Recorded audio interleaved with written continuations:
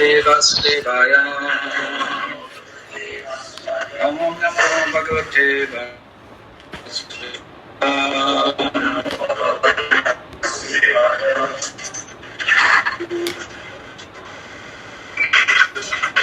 Yogi Yunjita Satam Rahasi Stitaha Ekaki Yatra Chitatma Nirashir Parigraha. Translation, and then we'll read commentary and purport later on. A transcendentalist should always engage his body, mind, and self in relationship with the Supreme. He should live alone in a secluded place and should always carefully control his mind. He should be free from desires and feelings of possessiveness. Okay, what we are missing from last time?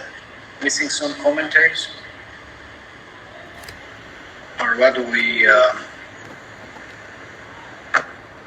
No. I don't know. Huh? 6.10 was commentaries were remaining. We completed 6.9. Okay, so this is 6.10. So who has... Anybody has it? I have from Sri Madhva. Okay, anybody else? Okay. Let me see here.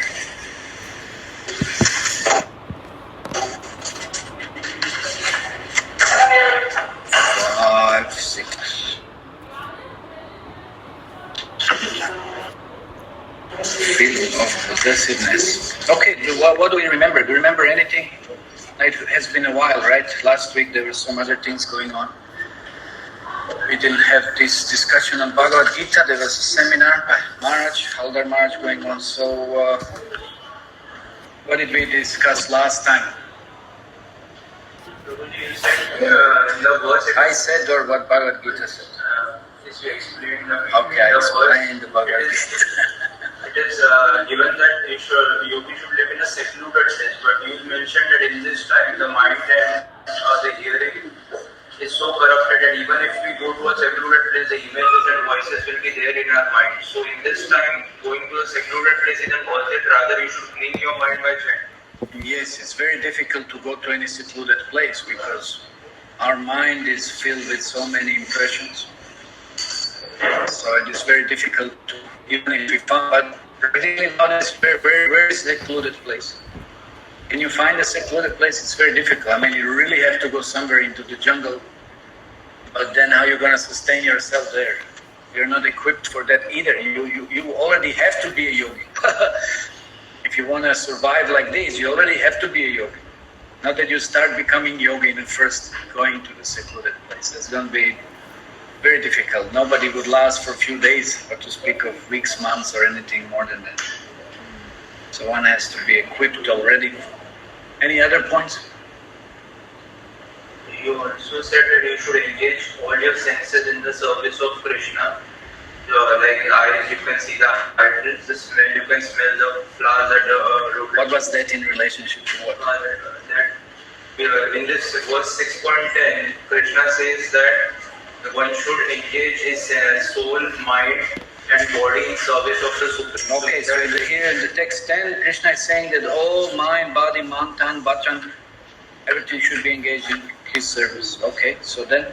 So that is why we should focus all our senses in service of Krishna. Okay. And our mind also, why we can chant and clean our mind. Okay, we can chant and clean our minds. Okay, so did we cover these commentaries for the text number 10 or what? No? So now it's today? Yes. Okay, so let me just offer obeisances. Om Jnana Timirandasya Gyananjana Shalaka Chakshurunmilitam Yena Tasmai Shri Gurave Namaha Namo Vishnu Para Krishna Prishta Bhutale Shrimati Bhaktivedanta Swami Nityanamini Namaste Saraswati Devi Chami Visheshwari Paschatya Deshatarne Jai Shri Krishna Chaitanya Prabhu Nityananda Shri Advaita Gadadhara Shri Sri Gaura Bhaktavinda Hare Krishna Krishna Krishna Hare Hare Hare Rama Rama Rama Hare Hare. Okay, so who has first Vishwanath Chakravarti? Commentary.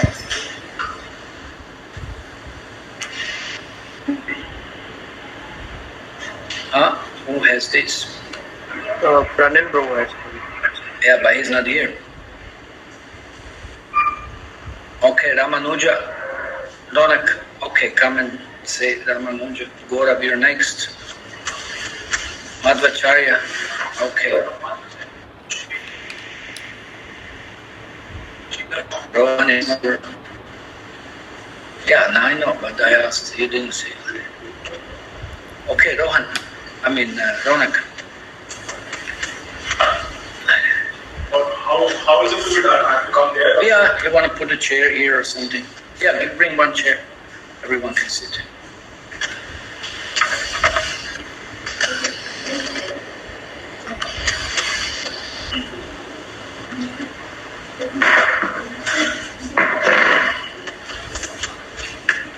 Okay, so if you go through the commentary by I have to say what I think, right?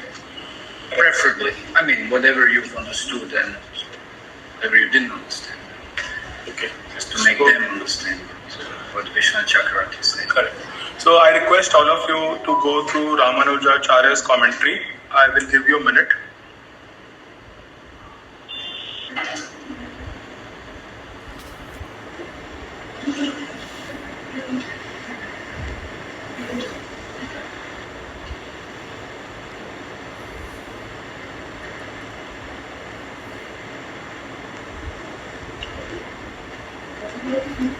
You have it here. Oh yeah, okay. So I will read for everybody's benefit what is the commentary. Sri Ramanujacharya. Give a summary if it's long. Okay, so Ramanujacharya. That's better. That's better. It's more lively. You're reading, everybody's always living. Okay, so Sri Ramanujacharya says that louder. Sri Ramanujacharya says one who wants to practice spirituality should try to live in a solitary place. Alright? And he should be engaged in the thoughts of self. And he should not be dependent on anything else. So, what comes to your mind when we hear these things? It is practically impossible, right? Do you think it is possible for anybody to live in a solitary place and not depend on anybody else except in this present age of globalization or interdependence? So Sri Ramanujacharya sketches a very idealistic situation where who wants to advance in spirituality should live in a secluded place and should only think about self or his connection with God. There are some other things such a person should, it's like solitary place, meaning there should be no crowd, there should be no noise, he should be all alone, there should not be anybody else with him. So, there's another thing, the person or the transcendentalist or the yogi, he should be without any sense of possession. He doesn't owe anything. What if a tiger comes? What if a tiger comes? I think then he should depend on the mercy of God. So this reminds me of Shukdev Goswami. Like Shukdev Goswami, I hope people you know about Shukdev Goswami. So it's a very utopian concept that Sri Ramanujacharya has sketched here. Is that fine? Thank you, everybody. So that's it? Yeah. Wait a second. That's it. That's a short. He gives only such a short time. No? You want to have a look? No, I'm just usually he gives a lot. If there is anything else somebody can add, this is my understanding of his commentary. So he just said you're living in a secluded place. And he should only have thoughts about himself. He should not think about anything else. And he should only depend on himself. He should not depend on anybody. Okay. And he should not have a sense of possession. He owes this or he owes that. Yeah, of course. In forest, what can you possess? Okay, thank you. He should be free from desire. He should control his thoughts and mind. How do you achieve something like this alone? Can you do that alone? Can you come to that stage alone? Can you just go to forest and you're free from desires, free from possessiveness, free from possessiveness? I mean, what can you possess if you're in forest? What you bring your bag or something, your suitcase, or what you can say? There were few people umbrella maybe or something now, like we know about Shabri, she used to stay all her that's there, but initially, can you do that alone? You need someone to teach you so many things. First of all, you have to be taught how do you survive in a jungle. Nowadays, people can't distinguish from a leaf and a grass or something. I don't know, just exaggerating. How do you know which herbs are good, which herbs are not good, which plants, whatever, there's so many different things. I know in the West, people make a lot of mistakes when they, people eat mushrooms. And at certain stages in the West, in some forests, you get different mushrooms. And some mushrooms are kind of eatable. Of course, they're tamasic, and it takes a lot of energy to digest them. So practically what you get, just for taste, you don't get much energy because you use a lot of energy to digest them. They're hard and really, whatever. So you get some taste out of it. But it's tamasic because they grow on rotten leaves and stuff, It's just growing something rotten. But then there's so many mushrooms that are poisonous. And many times it happens, people mistake eatable for non-eatable, that they look similar sometimes. And then it's a big problem. Or there are some that they're also poisonous because they make you hallucinate, they make you, it's like a drug, it's like all kinds of things. So like now, if you would have gone to forest, how would you survive? Any of you know how to survive in forest? What would you eat, leaves or something?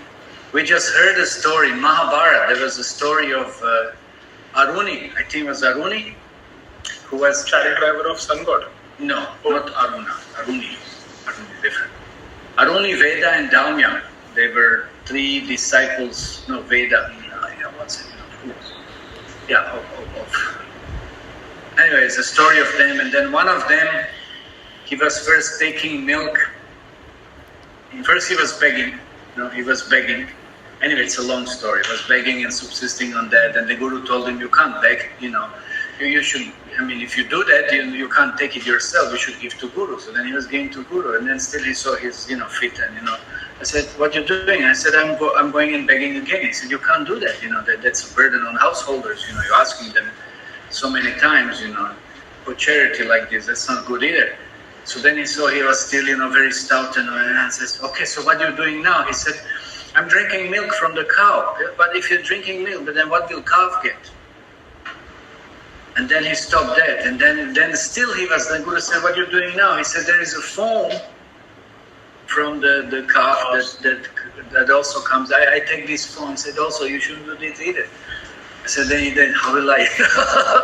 And then he went to forest, and then he was eating some leaves and subsisting on that, but then those leaves were not very good leaves, and he became blind. And there's a whole story. Fell in the well, and then he was searched for, found, and then the deal was that he did the guru helped out, and they did some yagya, and Ashwini Kumars restored his sight. But the point is, if you don't know what in forest, what you're gonna eat, you may get some reactions. Because you don't know what the effect of the whatever plants, berries, leaves, grass. You're not a cow, of course. There are some grass is eatable. Actually, there are some leaves. You can make some palak, spinach, something. There's something. But we have no idea. Who knows? Anybody knows? Anybody knows? I used to know in the West. For me, that was interesting. We go out, like trekking or something, and sometimes finding some things. Here in India, a little more difficult. I don't know plants so much here in India. We did some trekking and stuff, but not. It's so unfortunate.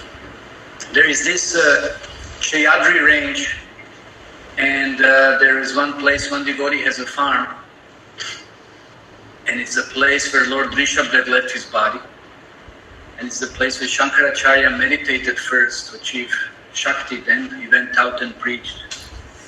And Lakshmi appeared as Mukambika, killed one demon there. On Garuda she came. And so many pastimes, many things happened. It's a very holy place. Hanuman brought that place actually, bringing it back from Lanka. Where is it? In close to Kolur. Where? Kolur, Gokarna towards Udupi, and then in the midway there's the Kolur, and then the Kolur. range. Kolur. And then that range. So that place, so it's a huge jungle there. So it is said, and then we were eating prasadam there. Wow!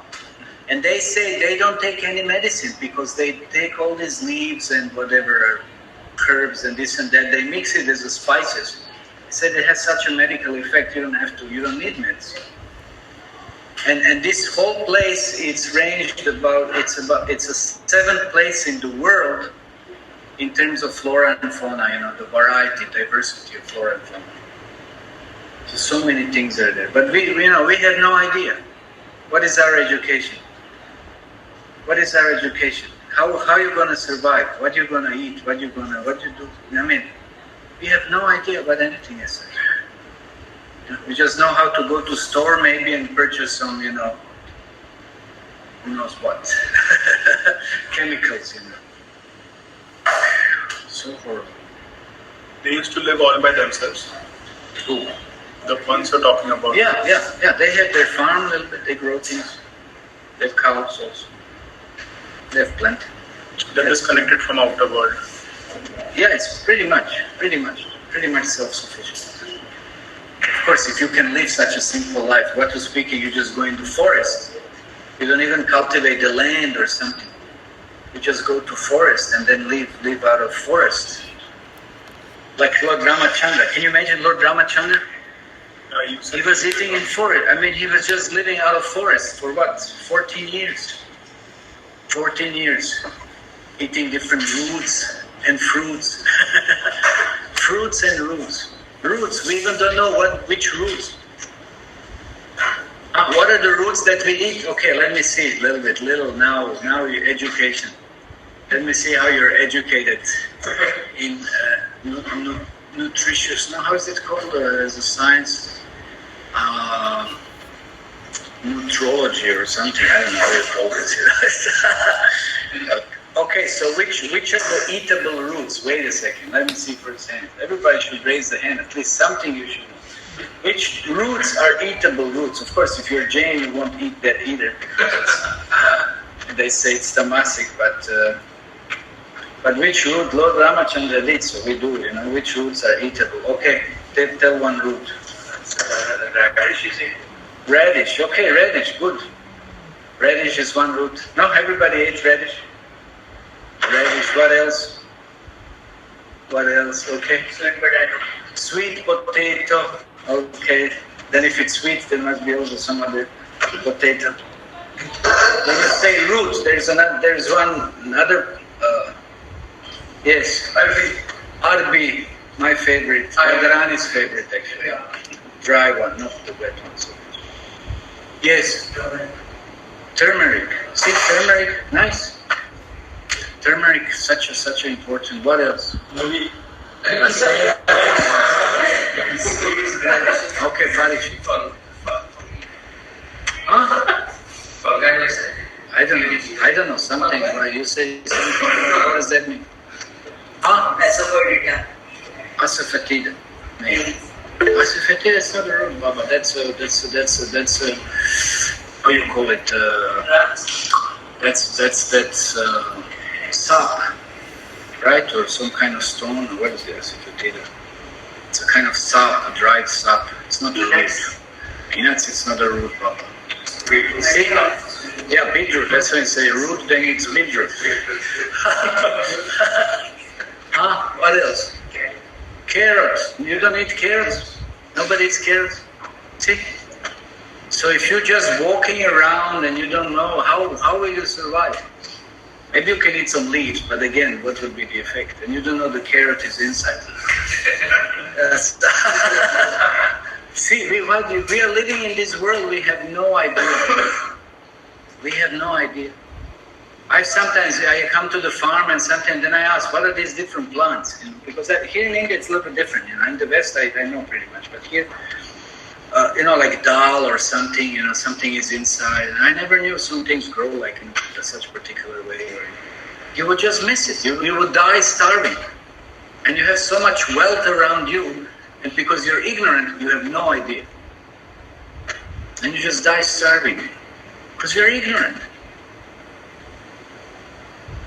See what kind of life we are living, what kind of education are we receiving? Completely dependent. This is what Ramanujacharya is talking about, not being dependent, but you are made completely dependent. If you don't get oil from Saudi Arabia or whatever, there are some issues now because of some issues, other issues in UP or whatever. You don't get oil, how are you going to survive?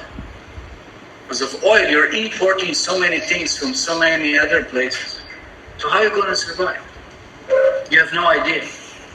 Such a huge population of the cities, and how are you going to survive? If you don't get your supplies, it's going to be chaos. So we are completely dependent. And they know, those who know, those demons know when they control the food, they control the people. And that's pretty heavy, and they're so ignorant and foolish. Everything goes on and everything will continue going on. Not necessary. Not necessary. And then you become so heavily subservient to whatever they want to impose to you, to exploit you.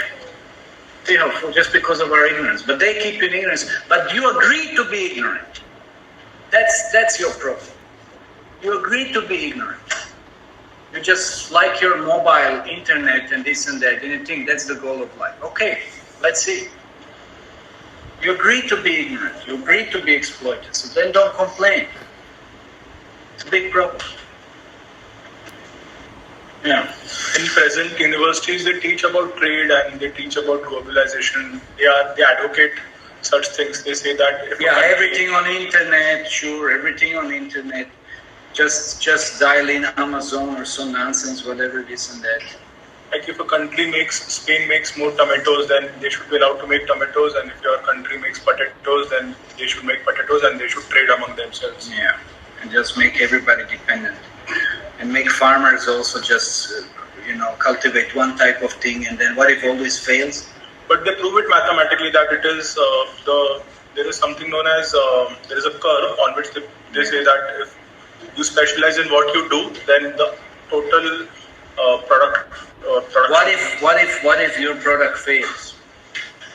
You understand? That's a very big assumption. But can you calculate whether the rain will come? Can you calculate whether the rain will come on time? Can you do all these things?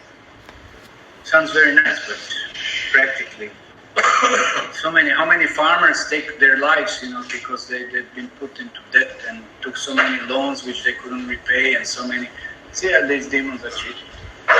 You just take one thing for which you also have to buy seed every time because it's genetically modified. And then you're just dependent on that, and you can't even survive because you didn't use your land for any other crops, or whatever else. It's a huge cheating business. So you're dependent, so dependent. But better to learn to be dependent on Krishna by following Krishna's instructions. Or you want to be dependent on demons? Okay, good luck. Good luck. And see what happens. It's already happening. See, now in Europe they talk about this Ukraine stuff. Ukraine used to be a kind of a big exporter of wheat. But because of the war, it's not happening, and there's a big hula-bula going on. And all this European dependency on Russian oil and gas for heating and so many things. Now the Europe is softening on Russia.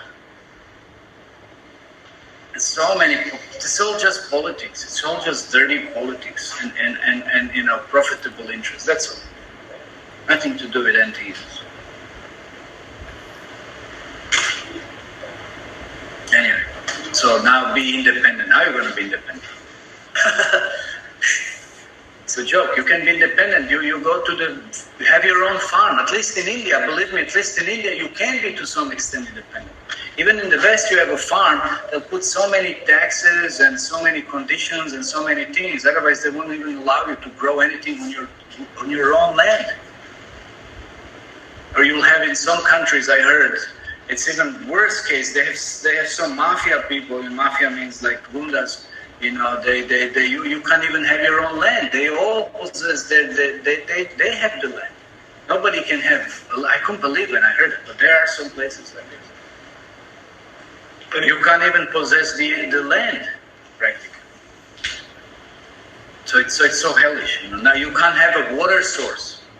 Everything will be just under government. You might have some well or some everything. The water should be used for everyone, and that will be controlled by this and that. It's such a demoniac society. It's such a hellish thing. You can't have anything practically. In India, welcome to Kali Yuga. If you don't practice Bhakti Yoga and get out of now when things are somehow, something, then welcome. You'll see what will happen in the course of a short period of time. Starting with this COVID, who would imagine such kind of madness, restrictions and all these things? And now in the course we say, oh yeah, that's normal. What is normal? This is madness. Anybody who had lived a little bit longer than what you have lived, there was never, you could never imagine such insanity happening. But welcome to Kali Yuga. See what it brings, and you enjoy your internet and your illusions and nonsense that you're drawing from it. Anyway, okay, let's move on to. I'm done. Yeah, thank you. No, keep the chair. Oh, give him some others.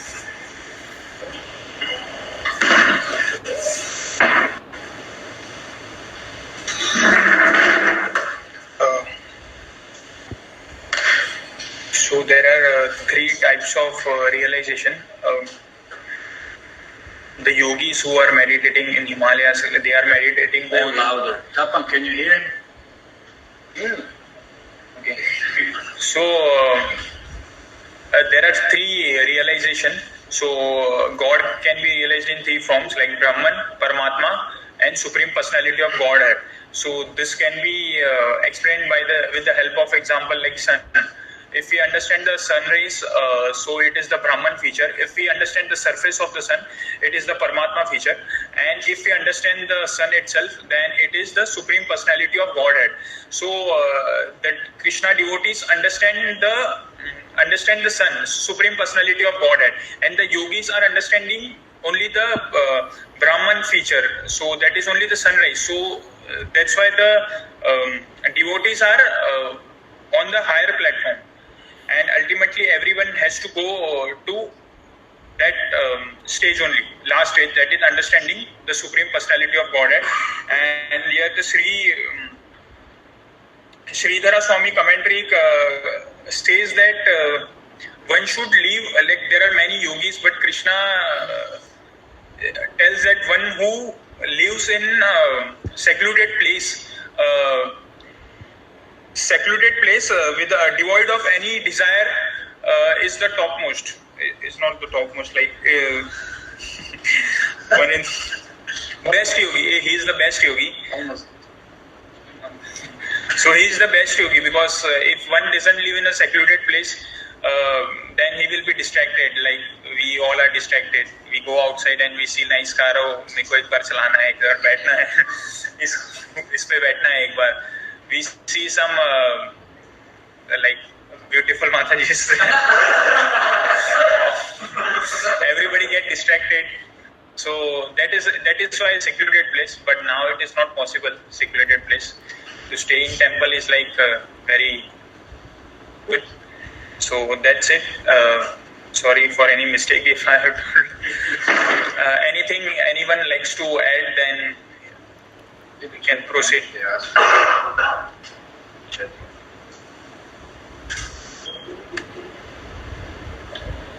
Which commentary was it? Sridhar Swami. Anything? Any questions? No, Prabhu. No? It was previous. Okay. You're late.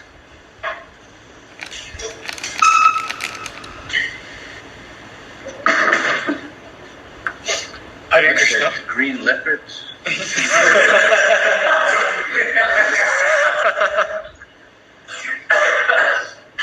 It's like that blue jacket.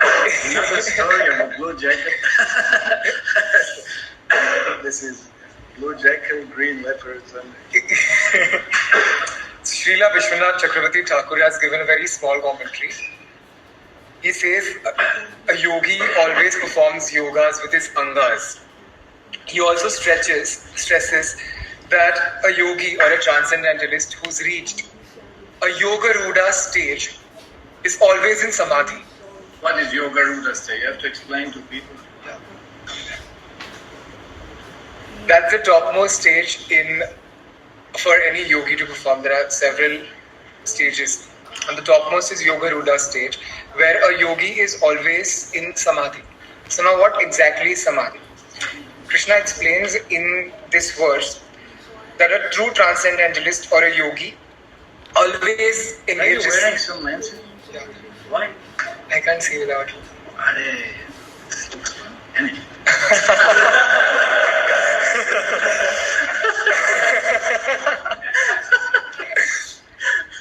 Very. As the Lord tells us that a true transcendentalist or a yogi always engages his mind, self and body in relationship with the Supreme. That is a true samadhi, and that is the Yoga Ruda stage, which means always thinking of Krishna, always talking about him, always having Krishna Prasadam, and engaging all our senses in Krishna's seva. That is the true kind of samadhi. A person who's free from all desires, he doesn't have that feeling of possessiveness, is the topmost yogi. It's a very short. Okay, you have any comment on this? No, do you have any comment? Oh, sorry. You gave the summary, but do you have any experience? Yoga Ruda stage. I haven't reached there. Yeah. So, Prabhuji, did you do any research about the stages of? Did you look it up about what is Yoga Ruda and other stages? Sorry, I didn't. It's a simple Yoga Ruda, and there's another one. Yoga something else. One is up till from Yam, Niyam, Asan, Pranayam. That's the lowest, and the highest one is Dhyan, Dharan. First Pratyahara, Dhyan, Dharan, and Samadhi. So there are two basic divisions. So nowadays hardly anyone goes beyond Pranayam to Pratyahara. Pratyahara means cessation of sensual activity, withdrawing one's senses and then acting from within rather than, extending your senses to interact with anything else. So hardly anybody goes beyond pranayama. I think Prabhuji pranayam also they don't do. Anyway, that's a different thing. Okay, thank you. Who's next? Yeah.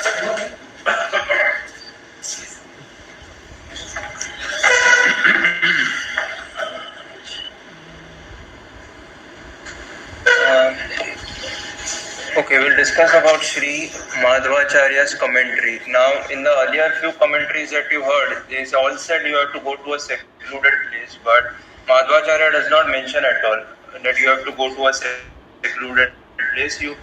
There's no such need mentioned here. What he's trying to say is your mind should be equal at all times. That is what he is trying to say. Now, why your mind should be equal is because in both poor and rich situations, because in rich situations also people don't understand that you get addicted to the riches and that brings a feeling of possessiveness. So he has not given the word possessiveness, but he has indirectly mentioned that you should have equanimity of mind.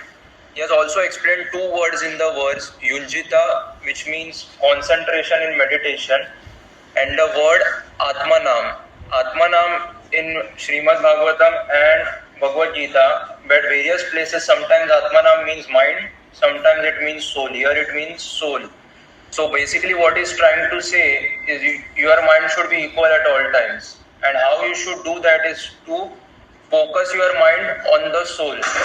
And if you focus your mind on the soul, then you will not get the feeling of possessiveness, you will not have any desires, So that is what he is trying to say. It's a very short commentary in that sense. Okay, thank you. Anything else left? Or that's it? Huh?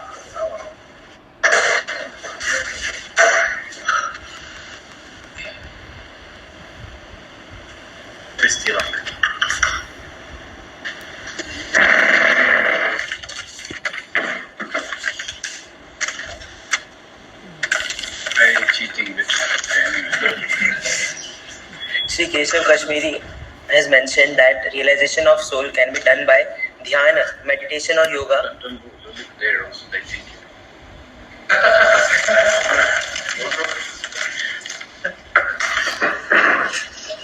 For yoga, one needs aloneness, peace. The perfect yogi has control on his senses.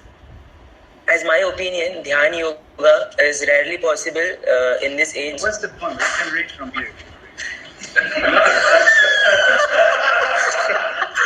Somebody else is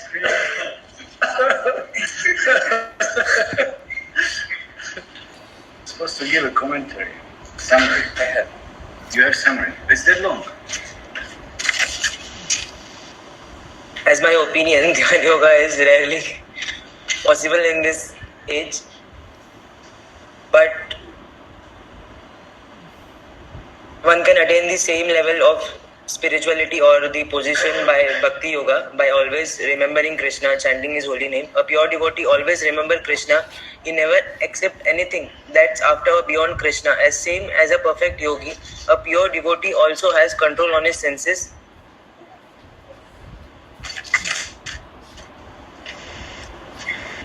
Not only control, You have no control over your nose. not only control, he engages his all senses in the service of the Lord. I also tried sometimes to meditate or Really? dhyana yoga, but it won't work with me. Some or other thought will disturb me, like what's cooking in the kitchen, or I have kept some sweets in the fridge. Someone will come and eat it. Sense of possessiveness. Or oh, my studies are pending, my answers are pending, my chanting is pending. But in Krishna consciousness, it's not like that.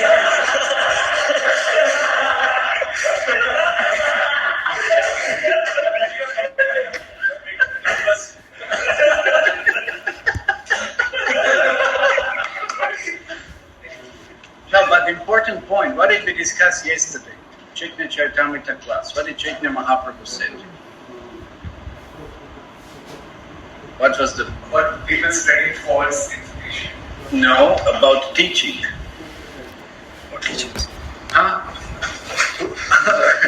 Relax. Just huh? He said that you should learn through a guru. You should learn through a guru, and then You should do devotional service. you should, if you want to teach, you have to practice. No? Unless you practice it yourself, how can you teach? So we give you credit. You did some practice of meditation. So now you can teach, although it was unsuccessful. But in Krishna consciousness, not like that. You are sometimes It's not like that, but sometimes. It's not. Okay, that's Not always, but sometimes while chanting, you get disturbed. Not always.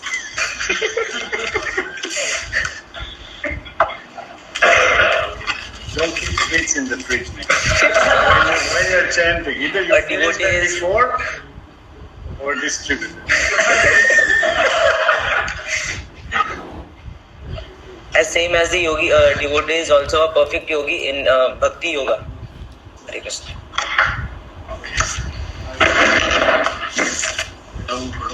Oh, anything else left? Shankaracharya? Is that big or anything important there?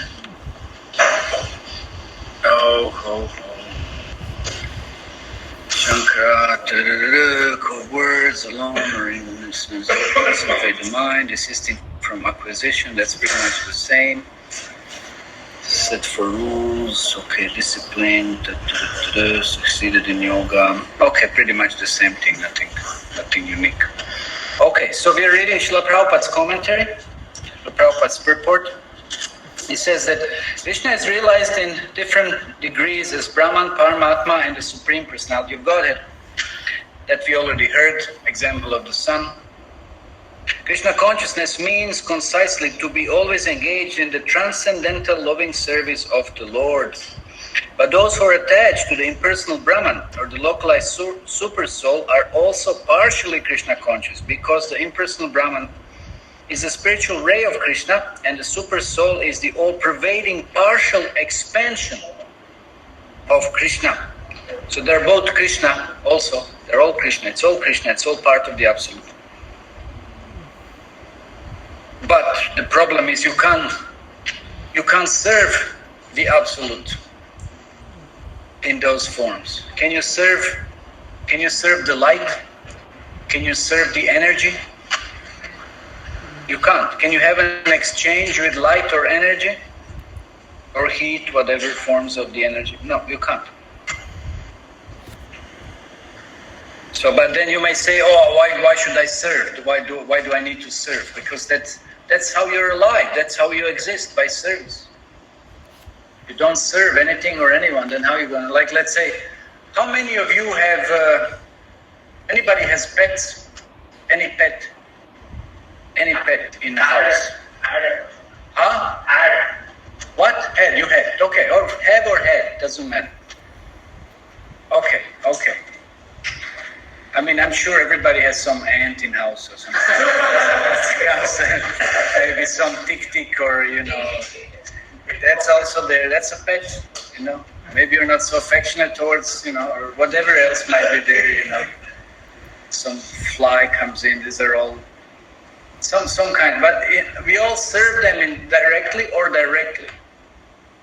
They're pets. Or let's say you come to the farm or something. You don't like to play with the calves or something like this.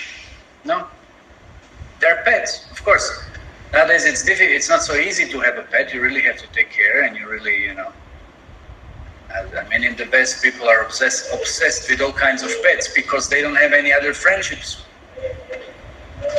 That's another reality.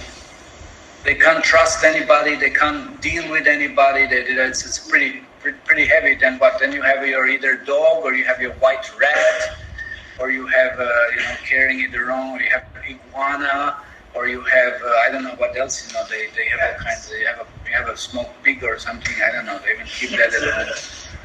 I don't know. You can do research. You'll find something. All kinds of pets are there. Parrot, something, bird, something, whatever. Because there is that propensity to serve, no? And in the worst case, if you don't serve anyone or anything, then you have to serve what? You have to serve your senses. You're forced to serve your senses. I want this, I want to taste that, I want to see, I want to hear, I want to touch, whatever it is.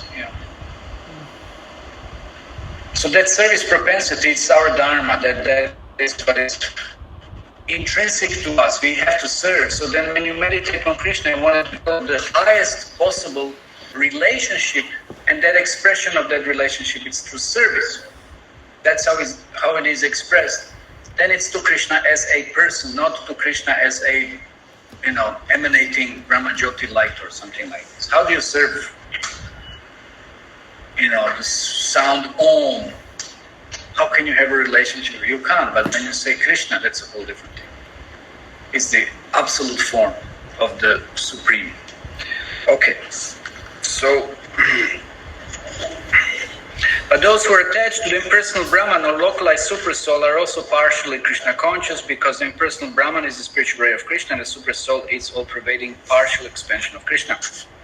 Thus, the impersonalists are and the meditator are also indirectly Krishna conscious. A directly Krishna conscious person is the topmost transcendentalist, because such devotee knows what is meant by Brahman and Paramatma.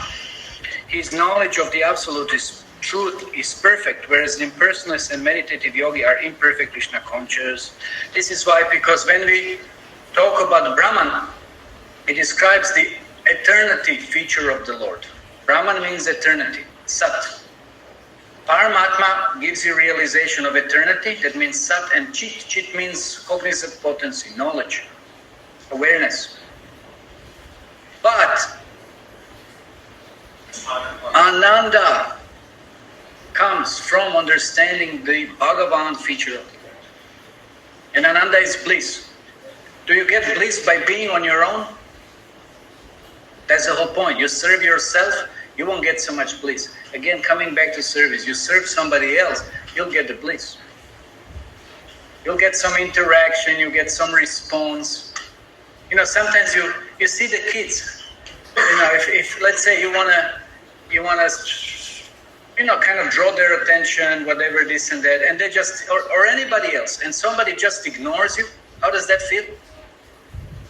Huh? You have that experience? Somebody completely ignores you, like you don't exist. And that's how it feels when you are alone like this. But when you get a response, when you have a relationship, that's what makes things, very exciting, enlivening. So, but who else but Krishna can give you the absolute type of exchange? Nobody or nothing else. So that's why instead of serving anything or anybody else, better to serve Krishna, who is the source and who is the absolute form of that kind of exchange, of relationship. So nevertheless, all these are instructed herewith to be constantly engaged in their particular pursuits so that they may come to the highest perfection sooner or later. So whatever form of meditation one does or spiritual practice, fine. That's encouraged. That's encouraged. In the course of time, one will progress higher. The first business of a transcendentalist is to keep the mind always on Krishna. One should always think of Krishna and not forget him even for a moment. That's instruction from the Puranas that we should never desire. This is very interesting principle. Everything in the Shastra is given as yam and niyam. Even we are talking here about yoga. There is yam and niyam. What does that mean? That means rules to follow and prohibitions that one shouldn't be doing. Do's and don'ts. Something to be done, something not to be done. So in the Puranas, that highest instruction is given in a form: you should always remember Krishna and you should never forget Krishna. Above all the other rules and regulations, this is the topmost. Satatam smartavyo vishnur vismartavyo najatu chit sarva veda nisheda syur etayur eva kinkaraha. This is the instruction. I think it's Vishnu Purana. Yes? I was going to ask you that. Which Purana? I see. One should always think of Krishna and not forget him even for a moment. Concentration of the mind on the Supreme is called samadhi or trance. In order to concentrate the mind, one should always remain in seclusion to avoid disturbance by external objects. You see, if you fill your mind with so many impressions like you're doing with your mobile. I just saw the other day, today, right, we discussed in the mobile, don't do this, now everybody's looking at you. But anyway, in the morning, let's say we were trying to pluck flowers in the morning in the garden.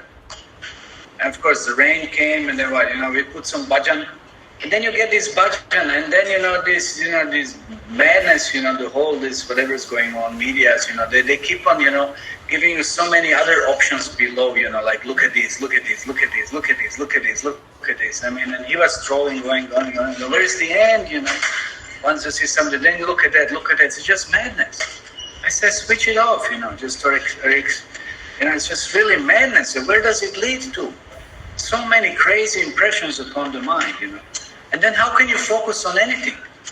How can you get satisfaction or pleasure from anything? We're hearing bhajan and say, okay, put the full screen and that's it. Don't look at all these other nonsense things below, How can you derive any substance from anything when you're constantly bombarded like this with so many seeing impressions, hearing impressions, touching impressions, tasting impressions? All the senses constantly being stretched in so many directions. So then how can mind be peaceful when you impress so many impressions? It's impossible. So, then that's why going into secluded place means then, that is the feature of science, that you isolate any phenomena which you want to, experiment upon to understand what its qualities and features are. That there's no any influence from outside. You want to know who you are. You want to understand what is your position. You want to understand, but whatever you isolate that. isolate. But in this modern material world, they'll never allow you to do that. Do you understand what's going on? You're never allowed to understand, who am I? How can I really be happy? How can I connect to Krishna? You're not allowed. And you're not allowing yourself because you're foolish thinking, identifying that all these other things will make me happy. Externally. No, you'll be happy and internally. Because internally, that's where you are and that's where the happiness is. That's the process of yoga. But you're foolishly, like that simple example of a deer wanders into the desert looking for whatever, looking for a mirage, and gets lost in the desert. We already came from such a lush, wonderful area and then ends up in the desert. So you're all in the desert of happiness, thinking that I will find so many mirages here being happy in this world. Such a nonsense. So secluded place, that's what's the purpose. So that's why sometimes we had this camp last week. You were somewhat isolated. Of course, you had still your toys, But at least you could have had some little experience of not being exposed, at least, And you could at least focus somewhat and get some benefits, So that's what's the purpose, coming to temple. That's what's the purpose, staying in ashram for some time. And then you really see, then you can really go deeper and have some realization, have some substance. Otherwise, how is it possible? How is it possible? Being completely always exposed, this, and mind goes crazy. It's just madness. And that's what they want, of course, because we are living in consumering society. Get this, get that. Work hard like an ass to get some modern grass. Modern this, modern that, a new gadget this, new that, whatever it is. Spend the money. That's the whole economy, how it works. So just slaves of all this, demoniac consuming propensity. Otherwise, there is the question of samadhi. In order to concentrate the mind, one should always remain in seclusion and avoid disturbance by external objects. You should be very careful to accept favorable and reject unfavorable conditions. So, of course, to know what's favorable and unfavorable, that you also have to learn, first of all, have to understand, that affect his realization. And in perfect determination, one should not hanker after unnecessary material things that entangle him by feelings of possessiveness. That's another big subject, feeling of possessiveness. Everything is mine and I can control it. And if I control it, then I can enjoy. Because if whatever you can't control, can you enjoy it? No. Anyway, but it's already 9, I'm trying to finish this report. All these perfections and precautions are perfectly executed when one is directly in Krishna consciousness. Because direct Krishna consciousness means self-abnegation, wherein there is a very little chance for material possessiveness. Srila Rupa Goswami characterizes Krishna consciousness in this way. Okay, we'll skip Sanskrit, although this is very famous verse, both of those. When one is not attached to anything, but at the same time accepts everything in relationship to Krishna, one is rightly situated above possessiveness. On the other hand, one who rejects everything without knowledge of its relationship to Krishna is not as complete in his renunciation. So yes, things don't belong to us, they belong to Krishna, but therefore we use them for Krishna. We don't, for example, what is this? It's a laptop, whatever it is. Do we use it for we watch some things, some movies or whatever, this and that, or no, we use it for Krishna. We use it for broadcasting, this reading of Srimad Bhagavad Gita. We use this for Krishna. We don't just reject it. Oh, it's bad. It's not bad if it's used in Krishna. It's bad if you misuse it for yourself. So that's the perfect type of renunciation, using Krishna's energy as a service to Krishna. That's what's the perfection of renunciation. A Krishna conscious person well knows that everything belongs to Krishna, and thus he's always free from feelings of personal possession. But then one is not, just imagine somebody takes something from you, how would you feel? That's also there. So many negative feelings that hurts us if we lose something, and eventually you will lose everything. You lose even your own body, which is not yours. That's why you have to use it in Krishna's service. That's what this life is all about. You think it's my body, I can do my body, my abortion, whatever. What is your right? What is your body? People are ignorant. It's Krishna's. Use it for Krishna as Krishna is said to be used. Otherwise, where are you going to end up with that kind of possessiveness and such sinfulness? Good luck, As such, he has no hankering for anything or his own personal account. He knows how to accept things in favor of Krishna consciousness and how to reject things unfavorable to Krishna consciousness. So you always have to see what we can use for Krishna, what we can't use for Krishna. That's something that it's sinful can't be used for Krishna because it's sinful. It's just outright against Krishna.